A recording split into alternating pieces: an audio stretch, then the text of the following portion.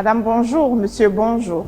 Je suis très ravie de vous accueillir au tout premier numéro de Q-Labor, la nouvelle émission de discussion entre professionnels de tous bords. Nous sommes souvent confrontés au travail à diverses situations délicates, pas forcément liées au savoir-faire, mais qui ont également un impact sur la performance, sur la satisfaction des clients et même sur le bien-être du travailleur. Q-Labor réunira ainsi des travailleurs de tous horizons qui discuteront d'un sujet problématique de leur métier ou de leur fonction et ne manqueront pas de nous recommander des solutions. À tout seigneur, tout honneur.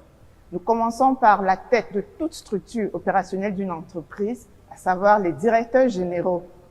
Celles et ceux-là que nous appelons prosaïquement les DG, nous entretiendrons sur les doutes, voire la solitude dans laquelle ils peuvent parfois se retrouver dans l'exercice de leurs fonctions.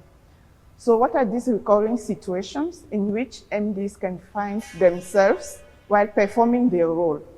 How relevant is this topic for the success on this critical position in an organization?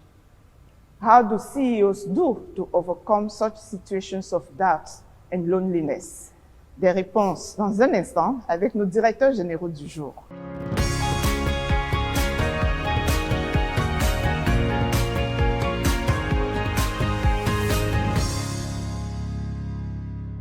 Vous êtes bien sur Q-Labor, la nouvelle émission mensuelle de discussion entre professionnels de tous horizons. Nous accueillons Madame Josiane Tchoungé, 29 années d'expérience cumulées dans la banque, la finance et la gestion des organisations.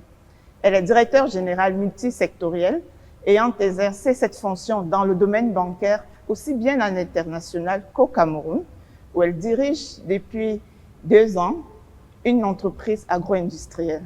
Bonjour Josiane. Bonjour Sandrine, merci pour l'invitation, je suis ravie d'être là. C'est nous qui vous remercions. Ensuite, we now welcome Mr. Rogers Fongwe, 32 years of experience, with 19 of them spent in a world-leading research organization that is also involved in higher education products and services. Since the year 2000, he's a founder, CEO, and chairman of 5 businesses, among which NMI Education, one of the top publishing companies in the region.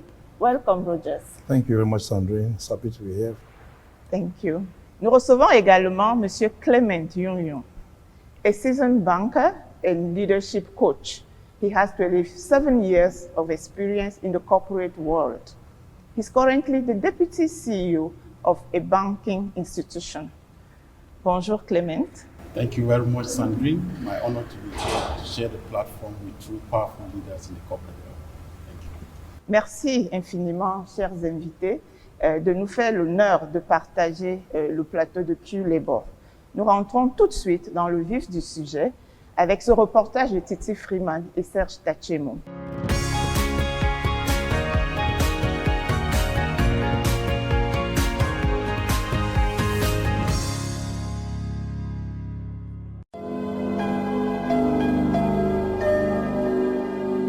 Souvent perçue comme prestigieuse et puissante, la fonction de directeur général s'accompagne pourtant d'une solitude profonde et de doutes persistants. La solitude, je pense, c'est inné dans la fonction. En fin de compte, c'est lui qui est appelé à prendre la dernière décision. Donc, il est seul à prendre cette décision. Certes, il a des directeurs fonctionnels avec qui il travaille, qui lui apportent des éléments de décision, mais ce n'est pas à eux de décider. Très souvent, le doute provient du fait que soit le directeur général n'est pas bien informé sur le sujet.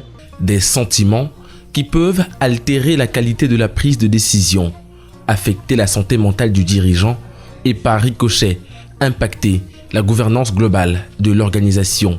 Cette solitude peut se manifester sous forme de solitude structurelle, avec un isolement décisionnel. Ils sont seuls, ils n'ont pas de pair pour tester leurs idées, pour discuter de leurs difficultés qui parfois sont confidentielles. Il y a aussi cette solitude relationnelle, l'éloignement des équipes, l'absence de vis-à-vis.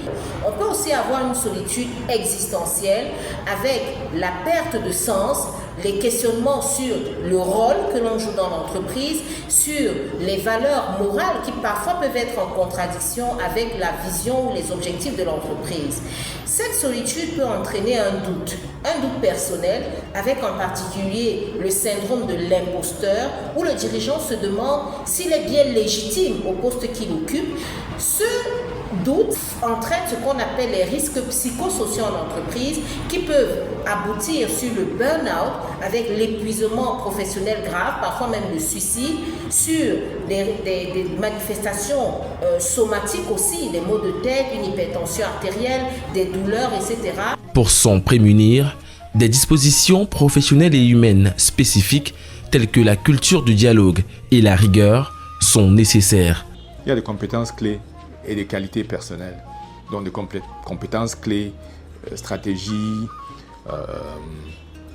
communication, et puis des qualités comme intelligence émotionnelle, l'empathie, la résilience, la capacité de gérer l'ambiguïté.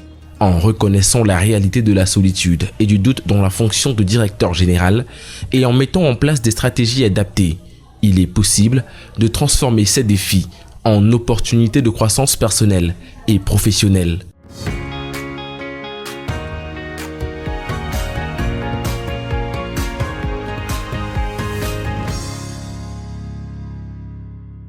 Comme son nom l'indique, la rubrique Inside the Topic nous permet de faire une immersion dans le thème de discussion. Madame, Messieurs les directeurs généraux, nous parlons de ce problème qui est le vôtre. Tout commence par la nomination. Clement, tell us, how did you welcome your appointment as the Deputy CEO? Thank you very much, Sandrine. First of all, I must say it was a vigorous, very stringent process. Yes. Being pre-selected, as I was told, among 50 very strong candidates who came from all over the world and ultimately had to face the board of directors for the final interviews with 3 of us. And one day I was traveling from Douala to Yaoundé, a stopover in Edea, and I have this call from the chairman, and he announced to me that I have been selected for the job. And immediately I knew that, okay, I've been given the legal authority to run an institution, but I ought to have the legitimate authority by now preparing to work with the people who give me the support that I need. Thank you very much. Et avec du recul, pouvez-vous dire que vous avez été préparé à occuper cette haute fonction? Yes, it's a journey, it's been work in progress. Having switched from a high school chemistry teacher, you know, about some 25 years before, and got into the corporate world as a banker, I knew that eventually there were leaders in the market that were inspiring me. I was loving the profession, so I knew that one day, obviously, I have to get the top job. Josiane, comme nous l'avons dit en introduction, vous êtes donc directeur général très expérimenté. Vous arrive-t-il encore d'avoir des doutes? Et si oui, à quelles occasions? Sandrine, je voudrais d'abord vous féliciter pour ce programme qui va apporter une perspective différente à des problématiques que les dirigeants et les leaders rencontrent dans le milieu du travail. Donc, félicitations pour ce QLabor. Merci. Pour revenir à votre question, je voudrais vous rappeler qu'il y a un philosophe célèbre, Aristote, pour ne pas le citer, qui dit que le doute, c'est le commencement de la sagesse. À travers cela, qu'est-ce qu'on veut dire? On veut dire qu'à travers le doute, on peut mettre en place des mécanismes de remise en question. Donc, et cette remise en question permet de développer un esprit critique qui nous permet également de mettre en avant un champ de possibles avant de prendre nos décisions. Pour revenir à l'aspect plus managérial, on va dire ça comme ça, et de l'entreprise, Oui. le doute est une composante principale de la prise de décision. Et donc, à travers mon parcours dont vous avez parlé, j'ai forcément été confronté à des situations de doute. Celle que je voudrais partager avec les téléspectateurs de QLabor se rapporte à une situation où je me suis retrouvé isolé dans une décision, quand bien même mon intime conviction me en tout cas, me faisait penser que j'étais dans le bon chemin, dans la bonne décision. Mais en face, quand vous regardez l'adversité que la décision suscite, vous avez un doute, forcément. Donc, pour donner un peu plus de détails par rapport à cette situation, c'était une situation de gestion de personnel où les compagnons de vie, les partenaires, je ne veux pas dire ce qu'une chanteuse appelle ceux qui étudient, ce qu'on étudie pour atteindre un éventuel diplôme. Donc, ceux-là qui partagent nos vies, mais qui ne sont pas nos époux. Donc, ces personnes bénéficiaient d'un avantage social que l'entreprise réservait aux époux. Donc, après avoir analysé la situation, j'avais estimé, moi, que c'était un dysfonctionnement et donc il fallait forcément le régulariser. Et donc, je me suis mise à travailler pour cette régularisation. Et pour arriver vraiment à l'instant de doute, j'ai commencé d'abord par mes plus proches collaborateurs, donc les membres du comité de direction. Oui. Et voilà, donc, convaincu de mon bon droit, hein, donc je posais le sujet et puis j'ai proposé qu'on puisse régulariser, lever le bouclier. Donc, premier choc, lever le bouclier. Donc, bon, j'ai essayé, mon équipe proche Ouais. et qui, en principe, doit partager les mêmes idées, les mêmes orientations et tout le reste que moi. Donc, un premier choc. Je me suis pas arrêtée là. Je suis partie au niveau de la ligne managériale concernée, au niveau du siège.